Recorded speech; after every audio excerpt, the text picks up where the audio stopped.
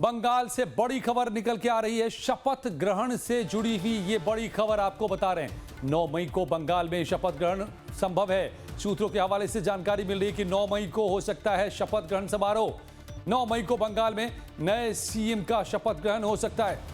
बड़ी जानकारी निकल के सामने आ रही है। सूत्रों के हवाले से यह खबर 9 मई को शपथ ग्रहण समारोह आयोजित किया जा सकता है, यानी बंगाल को मिल सकता है नया मुख्यमंत्री 9 मई को।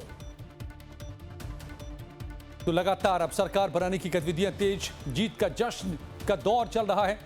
4 मई को दीदी गई तो अब बीजेपी का सीएम कौन होगा, बड़ा सवाल यह है। लेकिन इस बीच बड़ी जानकारी निकल के सामने आ रही है कि 9 मई को यह साफ हो जाएगा, चेहरा भी सामने होगा और मुख्यमंत्री भी मिल जाएगा। 9 मई को यह बड़ी जानकारी निकल के सामने आ रही है। आधिकारिक तौर पर अभी इसकी पुष्टि होनी बाकी है, लेकिन सूत्र बताते हैं कि 9 मई को बंगाल में शपथ ग्रहण समारोह हो सकता है। मुख्यमंत्री पद की शपथ ले सकते हैं बीजेपी के कोई नेता, लेकिन कौन चेहरा होगा वो।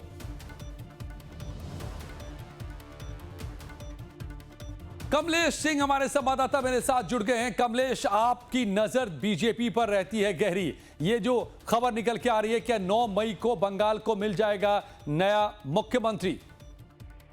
जी हाँ, बिल्कुल 9 मई को, चूंकि ये ऑफिशियली रूप से समीक भट्टाचार्य जो बीजेपी के अध्यक्ष, उनकी ओर से कहा गया, तो ये मान के चलिए कि 9 मई को शपथ ग्रहण समारोह हो जाएगा। लेकिन शपथ ग्रहण समारोह कहाँ होगा, कौन मुख्यमंत्री होगा, इसका फैसला बीजेपी पार्लियामेंट्री बोर्ड डिसाइड करेगा। लगभग ये माना जा रहा है कि शुभेंदु अधिकारी ही प्राइम फिगर हो सकते हैं जिनको मुख्यमंत्री का चेहरा बीजेपी अपनी ओर बांधना चाहेगी। लेकिन बीजेपी में जब तक पार्लियामेंट्री बोर्ड डिसाइड नहीं कर रहा, तब तक ये कहा नहीं जा सकता कि कौन मुख्यमंत्री का चेहरा होगा। लेकिन उससे पहले अभी जो शाम 3 बजे जो बैठक होगी वो काफी महत्वपूर्ण होगी। उस बैठक के बाद ही जो सुनील बंसल हैं, जो बीजेपी के प्रभारी हैं, वो दिल्ली आएंगे और दिल्ली में फिर पार्टी हाईकमान को वहाँ की स्थिति के बारे में अवगत कराएंगे। फिर उसके बाद पार्टी हाईकमान उपयुक्त फैसला लेगी। जी कमलेश, हलचल तो बढ़ती दिखाई दे रही है। सुनील बंसल को भी दिल्ली बुलाया गया है, शुभेंदु अधिकारी भी दिल्ली पहुंचने वाले हैं, दिलीप घोष दिल्ली पहुंचे हुए हैं। क्या दिलीप घोष मान जाएंगे? क्या बीजेपी में जो पोस्टर बॉय बन के उभरे हैं शुभेंदु अधिकारी, उनको लेकर के संग मान जाएगा? क्योंकि ये बहुत नए नवेले हैं बीजेपी के लिए, महज 5-6 साल पुराने। हाँ बिल्कुल, इससे कोई दुमत नहीं कि बहुत नए नवेले हैं। लेकिन ये भी सच है कि शुभेंदु अधिकारी अगर 2-3 बीजेपी के फायर लीडर को छोड़ दें, जो शीर्ष अधिकारी शीर्ष नेता है, खासकर प्रधानमंत्री नरेंद्र मोदी, केंद्रीय गृह मंत्री अमित शाह और उसके बाद योगी आदित्यनाथ, उसके बाद चौथे बड़े नेता हैं जिन्होंने जो क्राउडफुलर है, जिनको कहा जाता है कि वो ग्राउंड पे काफी काम करते हैं। और दूसरी सबसे बड़ी बात कि बीजेपी ने शायद उनका चेहरा बराबर आने के लिए उनको एक बार फिर से भवानीपुर से उतारा था, क्योंकि अगर चाहते तो नंदीग्राम से चुनाव लड़ सकते थे, क्योंकि नंदीग्राम का सेफ सीट है।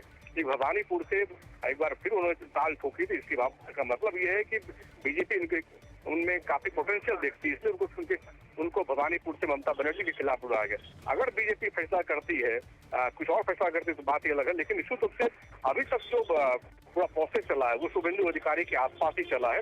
पूरी व्यवस्था बनाने से लेकर के उनकी जीत का फैसला, फिर प्रधानमंत्री का उनको आगे बढ़ाने का काम, तो तमाम बातें तो उनके सामने थे। लेकिन अब देखना होगा, क्योंकि बीजेपी में हमेशा जो दिखता वो होता नहीं है। ऐसे में अब क्या फैसला लेंगे दोनों पार्टी के शीर्ष अधिकारी, वो अलग बात होगी।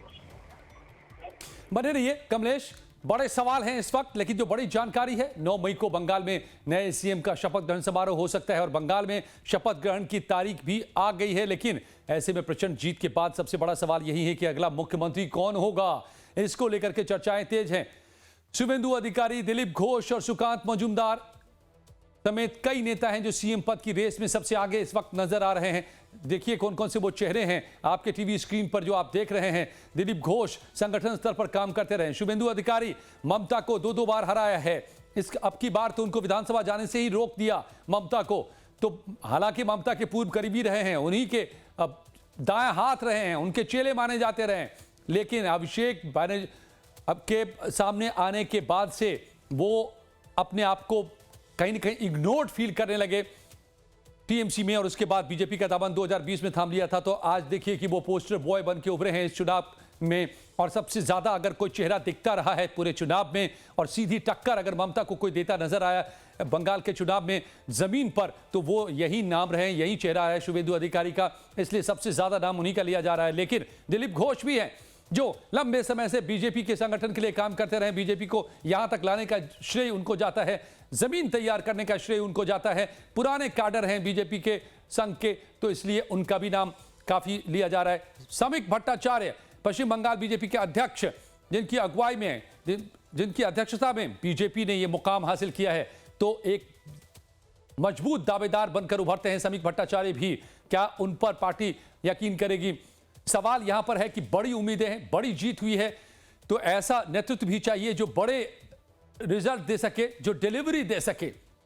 साफ छवि वाले नेता रहे समीक भट्टाचार्य, चुपचाप काम करने वाले नेता रहे समीक भट्टाचार्य, लगातार पार्टी के लिए काम करते रहे। लेकिन स्वपन दास गुप्ता का भी नाम है, केंद्रीय नेतृत्व के करीबी हैं, इंटेलेक्चुअल फेस हैं, भद्रलोक के काफी करीबी हैं, बुद्धिजीवी चेहरा हैं स्वपन दास गुप्ता। लेकिन जमीनी पकड़ की बात करें तो उस मामले में पिछड़ सकते हैं स्वपन दास गुप्ता, लेकिन उनका भी नाम सामने आ रहा है। और दिलीप घोष का, जैसा मैंने बताया, संगठन स्तर पर काम करने वाला एक ऐसा चेहरा जो बीजेपी को अगर जमीन पर जमीनी पकड़ किसी ने बनाने में सबसे ज्यादा भूमिका निभाई है पश्चिम बंगाल में, तो वो नाम है, वो चेहरा है दिलीप घोष का।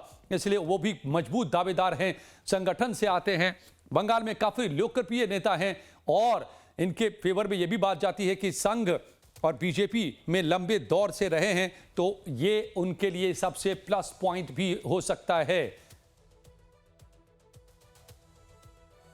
और एक और बड़ी खबर आ रही है, पश्चिम बंगाल में आज बीजेपी की बड़ी बैठक होने जा रही है। दोपहर 3 बजे कोलकाता में यह बड़ी बैठक होगी। पश्चिम बंगाल में बड़े नेता इसमें शामिल होंगे, बंगाल के समीक भट्टाचार्य, शुभेंदु, दिलीप घोष इसमें शामिल होंगे।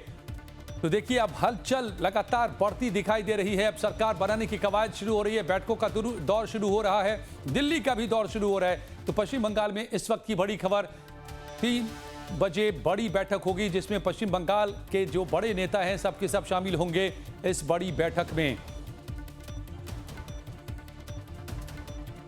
तो कमलेश जी, अब जरा बताइए, जो हम जिन चेहरों की बात कर रहे थे, देखिए मीटिंग का भी दौर शुरू हो गया है।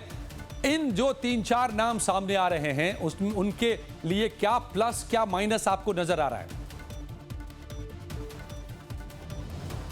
चलिए कमलेश के बाद लौटेंगे, लेकिन यह साफ है कि इस चुनाव के दौरान और चुनाव के जीतने के बाद भी जो सबसे ज्यादा स्क्रीन ऑक्यूपाई कर रहे हैं, सबसे ज्यादा चर्चा में हैं, सबसे ज्यादा जो दिख रहे हैं चारों तरफ, वो हैं शुभेंदु अधिकारी, जो आपको इस वक्त दिख रहे हैं टीवी स्क्रीन पर।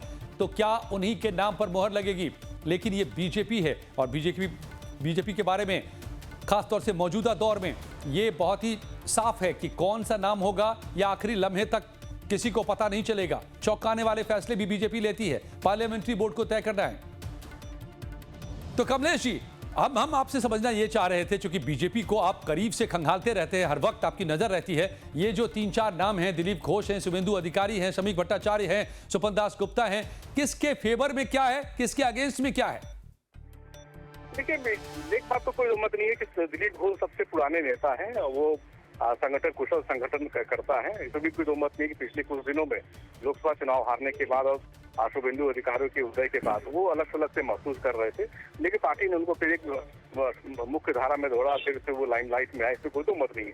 लेकिन पार्टी को वहाँ चाहिए रणनीतिक आदमी, और जो ममता के छवि के खिलाफ एग्रेसिव कैंपेन कर सके, और इसी में शुभेंदु अधिकारी ने अपने को प्रूव किया है। दूसरी सबसे बड़ी बात, बीजेपी अगर किसी पे दांव लगा भी सकते हैं, मान लीजिए शुभेंदु अधिकारी का नाम पार्टी ने नहीं सोचा, तो उसके बाद बहुत बड़ा दांव हो सकता है कि बीजेपी किसी महिला नेता को आगे कर दे, क्योंकि महिला नेताओं में सबसे बड़ा नाम अग्निमित्रा पॉल जो है, सबसे बड़ा नाम उभर के सामने है। तो उनका भी बैकग्राउंड, संघ का बैकग्राउंड है, राष्ट्रीय सरदार नेता है, और वो काफी अग्रेसिव रही है पूरे कैंपेन में।